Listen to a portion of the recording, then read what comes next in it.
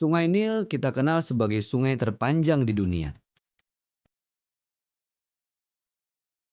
membelah negara Mesir menjadi dua bagian dan membuatnya menjadi tanah yang subur bagi pertanian.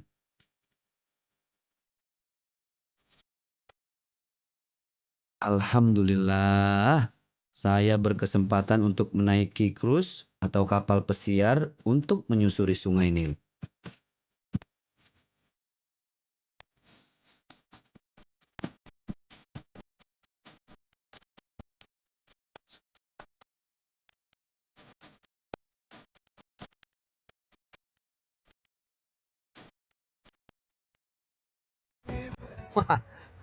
Saking menikmati indahnya panorama Sungai Nil, sampai lupa saya. Subhanallah, Alhamdulillah, wala ilaha illallah, wallahu akbar. Tahun ini menjadi tahun yang penuh dengan keberkahan. Ramadan Karim, Ramadan yang penuh dengan kemuliaan. Kenapa? Karena di tahun ini tidak hanya saya, tidak hanya kru JKM 3 yang bisa menikmati indahnya Sungai Nil dan negeri Mesir. Tapi subhanallah, seluruh pemirsa di Indonesia dimanapun berada bisa menikmati indahnya napak tilas seorang Nabi Musa alaihi salam. Seseorang yang diutus oleh Allah Subhanahu wa taala di negeri Mesir ini untuk menyampaikan kalimat tauhid la ilaha illallah. Dan inilah pemandangan Sungai Nil. Ini kita melihat dari kapal pesiar. Saya juga jujur aja nih, seujuk-ujuk nih, kata orang Betawi, seumur-umur baru kali ini ngerasain naik kapal pesiar. Namanya Solaris.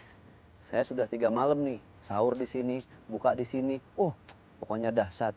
Ada satu kisah yang paling terkenal dari Sungai Nil, yaitu kisah di mana Nabi Musa saat itu ditaruh oleh ibunya di tepi Sungai Nil. Kenapa? Karena di zaman Fir'aun ya gitu deh. Secara kan Fir'aun ngaku jadi Tuhan, nggak mau ada saingan. Akhirnya siapapun ada laki-laki yang lahir dari rahim ibunya akan dibunuh. Akhirnya Nabi Musa ditaruh di sebuah keranjang. Nah, keranjangnya itu dibuat dari pohon papirus. Udah lihat dong gimana cara bikin pohon papirus?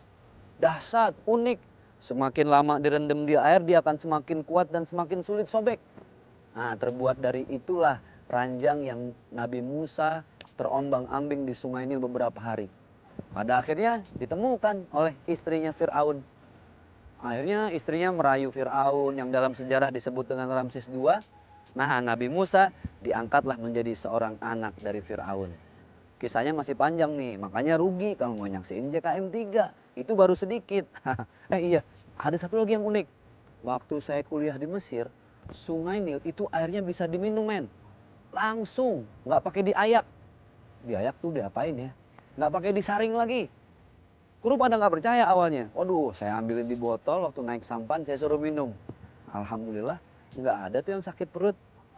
Itulah keberkahan seorang Nabi Musa alaihissalam. Nah, ceritanya masih panjang nih. Kalau diterusin, waduh, bisa 1 jam kita cerita. Kasihan juga tuh kameramen ini kan, udah gemeteran tangannya. Aduh, mana lagi puasa lagi. Ya udah deh, kita nikmatin dulu ya indahnya Sungai Nil. Oke.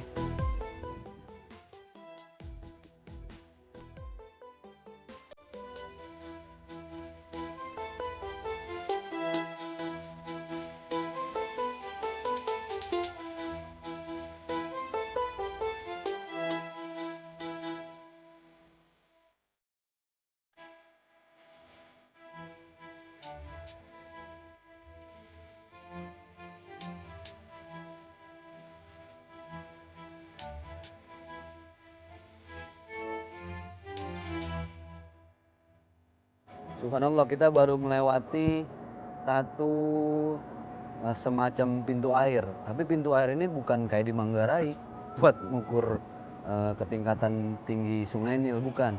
Nah, uniknya, jadi Sungai Nil ini ada terbagi menjadi dua. Ada yang memang di dataran tinggi, ada yang di dataran rendah. Nah, kapal pesiar yang lewat dari dataran tinggi ini, dia harus melalui satu pintu dulu, terus airnya dikuras sampai dia ke bawah, baru bisa masuk ke yang dataran rendah. Ini teknologinya canggih. Tuh,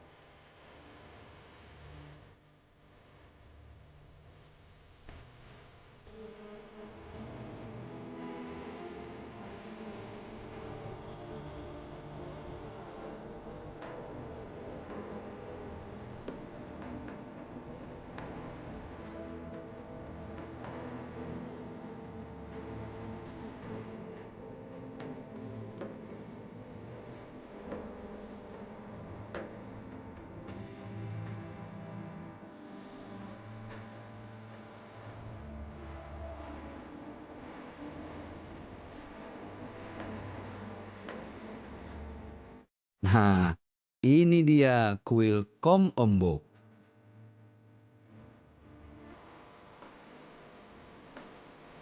Kuil ini luas sekali karena memang diperuntukkan untuk dua orang dewa, yaitu Dewa Sobek yang berwujud buaya sebagai dewa kesuburan, dan juga Dewa Horus sebagai dewa matahari.